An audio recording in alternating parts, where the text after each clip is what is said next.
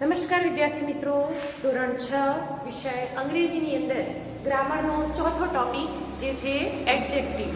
તો આ એડજેક્ટિવ એ આજે આપણે શીખવાનું છે. આ એડજેક્ટિવ વિશે તમે ગુજરાતી ભાષાની અંદર પણ શીખેલા છો. તો આ એડજેક્ટિવ કોને કહેવાય? તો એડજેક્ટિવ એટલે ગુજરાતીમાં એને કહીએ છીએ વિશેષણ. તો પહેલાં તો હું તમને ગુજરાતીની અંદર એની વ્યાખ્યા સમજાવું કે વિશેષણ કોને કહેવાય.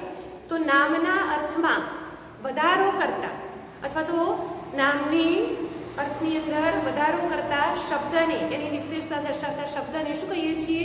વિશેષણ. આપણે એવું કહીએ કે આ છોકરો છે, તો આ છોકરો છે એમાં છોકરાની કોઈ વિશેષતા દર્શાવાતી નથી, પરંતુ એવું કહીએ કે આ છોકરો ઊંચો છે અથવા તો આ ઊંચો છોકરો છે, તો એ ઊંચો શબ્દ જે છે એ શું છે? વિશેષણ. તો એ જ વસ્તુ આપણે અંગ્રેજી ભાષાની અંદર શીખવાની છે. તો અહીંયા આગળ આપણે પહેલા એની વ્યાખ્યા લખીએ. કોઈ પણ સંજ્ઞાવાચક,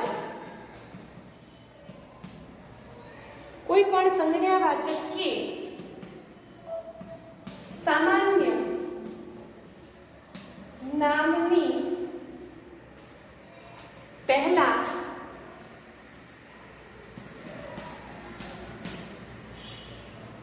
તેનું ગુણવર્ણન કરતા શબ્દને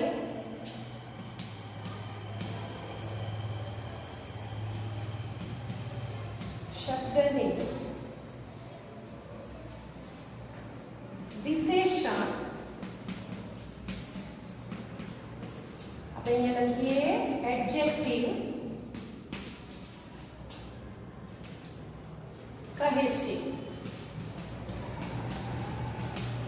કોઈ પણ સંજ્ઞાવાચક કે સામાન્ય નામની પહેલા તેનું ગુણવર્ણન એટલે કે એની વિશેષતા દર્શાવતા શબ્દને શું કહીએ છીએ? વિશેષણ, એડજેક્ટિવ કહેવાય છે. અહીંયા આપણે એક વાક્ય જોઈએ, અ બિગ હાઉસ. આમ આપણે લખીએ કે હાઉસ ઘર, પણ અ બિગ હાઉસ તો મોટું ઘર. તો અહીંયા બિગ શબ્દ જે છે એ શું દર્શાવે છે? આ હાઉસ એની વિશેષતા. ઘર છે પણ કેવું છે? મોટું છે, નાનું છે, નવું છે, જૂનું છે. તો અહીંયા શું કહે છે? મોટું ઘર છે. તો આ બિગ શબ્દ શું બન્યું? એ એડજેક્ટિવ, વિશેષણ. અહીંયા ઘરના ગુણવર્ણન શબ્દ તરીકે, એની વિશેષતા દર્શાવતા શબ્દ તરીકે અહીંયા બિગ મૂક્યું છે. આ ઘરની વિશેષતા દર્શાવે છે એટલે બિગ શું કહેવાય? વિશેષણ. A tall tree. અહીંયા વૃક્ષ પણ કેવું છે? ટોલ, ઊંચું છે. તો ઊંચું વૃક્ષ. તો અહીંયા વૃક્ષની વિશેષતા શું દર્શાવી? ટોલ. તો એ ટોલ શબ્દ શું બન્યો? એડજેક્ટિવ. તો આ રીતે બિગ, ટોલ, ન્યૂ હાઉસ અથવા તો ઓલ્ડ હાઉસ, તો એ ઓલ્ડ, ન્યૂ એ જે વિશેષતા દર્શાવતા શબ્દો છે એને આપણે શું કહીએ છીએ? વિશેષણ. બીજા પણ કેટલાક જોઈએ.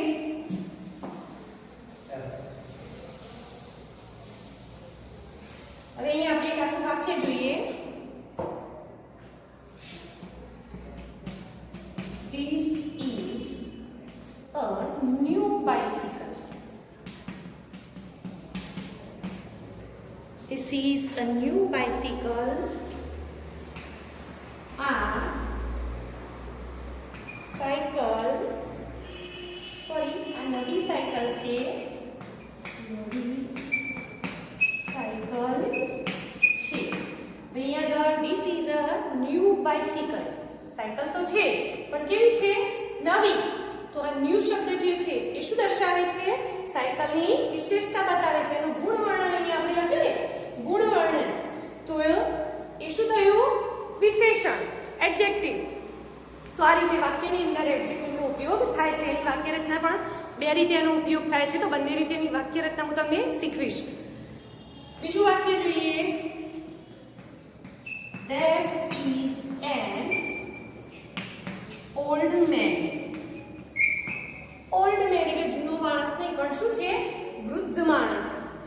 માણસ છે પણ કેવો છે? વૃદ્ધ છે. તો આ માણસને શું દર્શાવી? વિશેષતા. તો અહીંયા પેલો વૃદ્ધ માણસ છે. હવે હું તમને આજે સમજાવ્યું એ પ્રમાણેની વાક્ય રચના એની સમજાવું, પછી આપણે બીજા કેટલાક વાક્યો પણ જોઈએ.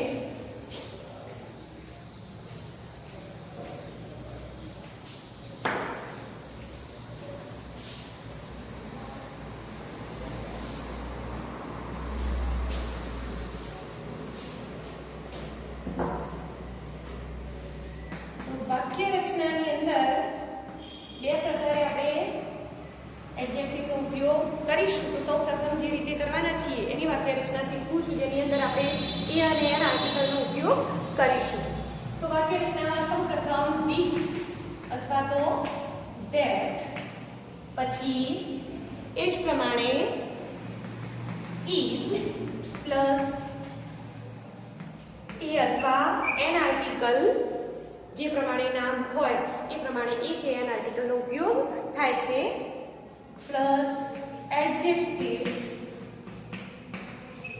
અને છેલ્લે આવશે નાઉન. નાઉન એટલે કે નામ.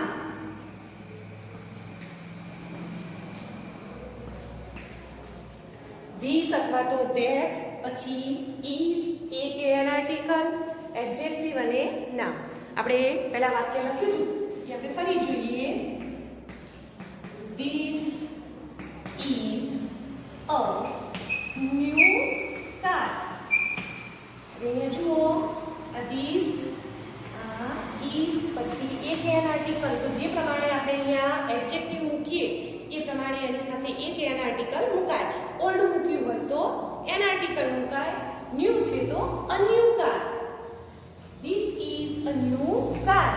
આ કાર નવી છે. સોરી, આ નવી કાર છે. કાર નહીં પણ ગાડી છે. This is a new car. તો તમને આવું વાક્ય આપ્યું અને કહ્યું કે વાક્યમાંથી વિશેષણ શોધો. તો અહીંયા આ કાર એ શું છે? સંજ્ઞાવાચક નામ. તો અહીંયા આગળ એની પહેલા એટલે કે એની અંદર વિશેષતા દર્શાવતો શબ્દ કયો છે? ન્યૂ. તો ન્યૂ કાર, તો ન્યૂ શબ્દ શું છે? વિશેષણ.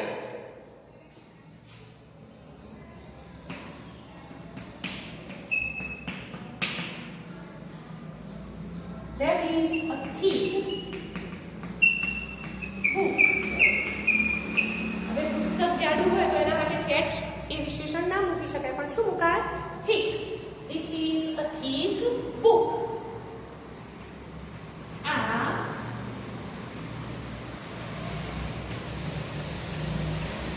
જાડી ચોપડી છે. તો અહીંયા આગળ બુકની શું વિશેષતા દર્શાવી છે? થીક છે, જાડું છે. એ જ પ્રમાણે ન્યૂ બુક પણ લખી શકીએ આપણે, ઓલ્ડ બુક પણ લખી શકીએ. તો એક આ વાક્ય રચના છે કે જેની અંદર વિશેષણનો ઉપયોગ એ આપણે ક્યારે કરીએ છીએ? નામની પહેલા. શું કહીશું? નામની પહેલા આપણે વિશેષણનો ઉપયોગ કર્યો છે અહીંયા. જ્યારે બીજી વાક્ય રચના હું તમને સાથે જ બતાવું છું અને પછી વાક્ય શીખવીશ. બીજી જે વાક્ય રચના છે એની અંદર ધીસ અથવા તો ધેટ પછી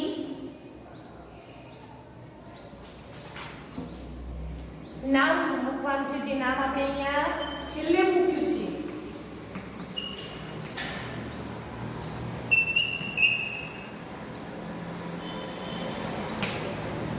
અને એની અંદર આજે એ કે એન આર્ટિકલનો ઉપયોગ કરતા નથી.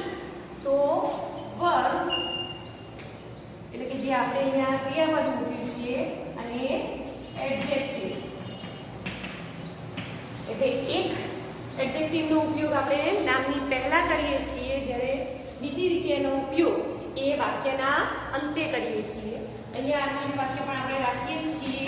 This is a new car. અને આ જ વાક્ય આપણે અહીંયા જોઈએ. This car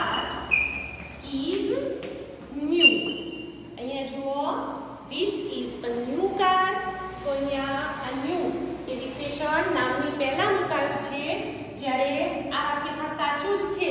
this car is new. આ કાર નવી છે. આ ગાડી નવી છે. પણ અહીંયા વિશેષણનો ઉપયોગ ક્યાં થયો છે? વાક્યના અંતે. એટલે કે નામની પછી વાક્યના અંતે વિશેષણનો ઉપયોગ થયો છે.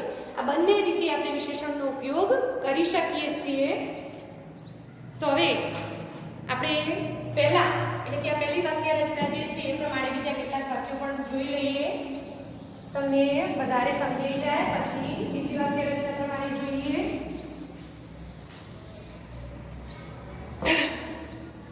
This is a new car. આ ગાડી નવી છે.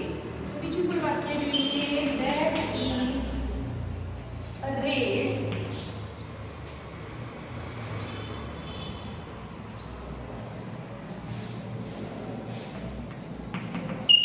shirt. That is a red shirt. આ પેલો લાલ રંગનો શર્ટ છે. શર્ટ છે, શર્ટ એટલે ખમીસ. ખમીસ છે પણ કેવા રંગનું છે? લાલ રંગનું. એની શું બતાવી? વિશેષતા. That is an old clock. Clock એટલે ઘડિયાળ. હવે અહીંયા an old જે છે આપણને ખબર છે આર્ટિકલ મૂકવાનું આપણે શીખ્યા છીએ ક્યારે એ આર્ટિકલ મુકાય અને એન આર્ટિકલનો ઉપયોગ.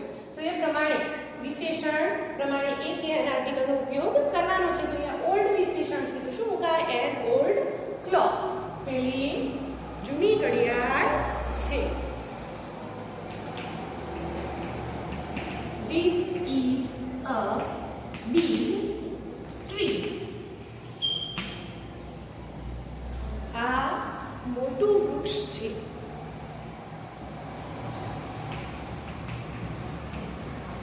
That is a strong boy. પેલો છોકરો, અહીંયા સ્ટ્રોંગ એટલે મજબૂત નહીં પણ શું છે? સશક્ત. પેલો સશક્ત છોકરો છે. તો હવે આ આપણે વિશેષણનો ઉપયોગ એ નામની પહેલા કર્યો છે. જ્યારે હવે બીજા કેટલાક વાક્યો આપણે જોઈએ કે જેની અંદર વિશેષણનો ઉપયોગ આપણે વાક્યના અંતે કરીશું.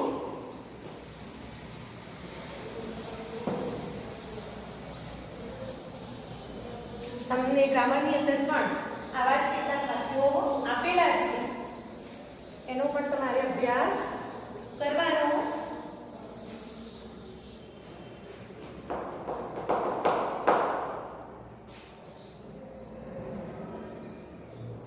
તો હવે આપણે નામના અંતે વિશેષણ મૂકીએ. તો અહીંયા વાક્ય આપણે આગળ લખ્યા છે એ જ વાક્યો કરીએ એટલે તમને વધારે ખ્યાલ આવશે. This tree is big. This tree is big. અહીંયા એક એન આર્ટિકલનો ઉપયોગ થતો નથી. તો આપણે આનું જ્યારે ગુજરાતી કરીએ તો ગુજરાતીની અંદર આ વૃક્ષ મોટું છે.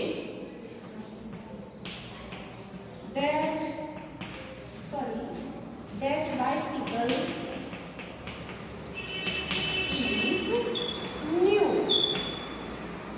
પેલી સાયકલ નવી છે.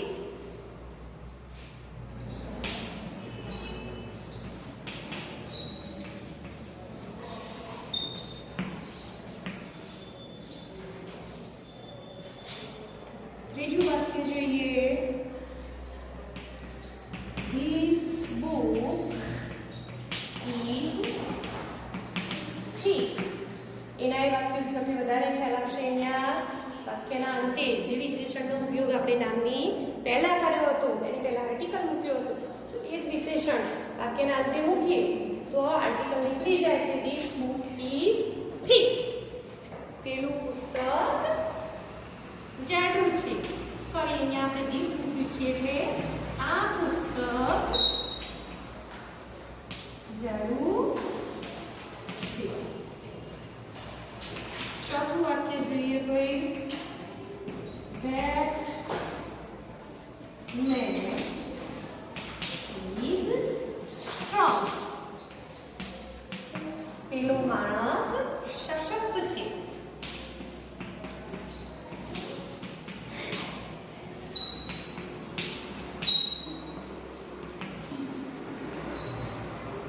તો અહીંયા આગળ એડજેક્ટિવની અંદર આપણે આ રીતે વાક્યના અંતે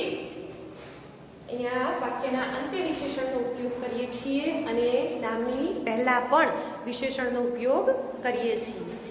તો ફરી એકવાર વિશેષણનો ઉપયોગ ક્યારે થાય? તો વિશેષણનો ઉપયોગ એ વાક્યની અંદર કોઈ સંજ્ઞાવાચક નામ અથવા તો સામાન્ય નામની પહેલાં એનું ગુણવર્ણન દર્શાવવા માટે આ વિશેષણનો ઉપયોગ કરીએ છીએ. સામાન્ય ભાષામાં કોઈ પણ નામની વિશેષતા, કોઈ વ્યક્તિની વિશેષતા દર્શાવવા માટે વિશેષણનો ઉપયોગ થાય છે. હવે અહીં આગળ આની એક્સરસાઇઝ જે છે એ ચિત્રો સાથે છે, જે હું તમને ગ્રામરની બુકની અંદર કરાવીશ. Okay, thank you.